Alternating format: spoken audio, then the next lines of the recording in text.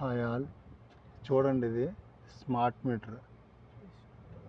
అది రీఛార్జ్, మొబైల్లో recharge pin number వచ్చింది. అక్కడి నుంచి ఇక్కడ ఆ పిన్ నెంబర్ ఎంటర్ చేస్తే మీటర్ పనిచేద్ది అనమాట. ఇది స్మార్ట్ మీటర్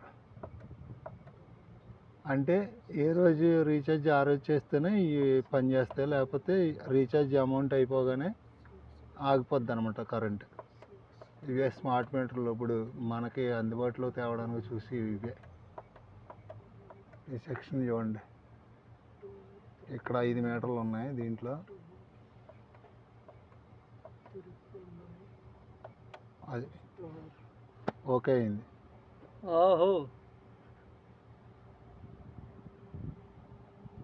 ఓకే అయినట్టే కదా. ఓకే, అదే ఇప్పుడు వరకు చూసారు కదా మీరు. స్మార్ట్ మీటర్ రీఛార్జ్ చేసుకుంటే దాంట్లో అమౌంట్ ఉంటే పనిచేద్ది, లేకపోతే లేదు. అది ఇప్పుడే రీఛార్జ్ చేసాం, అది పిన్ నెంబర్ వచ్చింది, రీఛార్జ్ చేసాం. బహుశా మనకు కూడా సేమ్ అలాంటివి రాకపోవచ్చు బహుశా.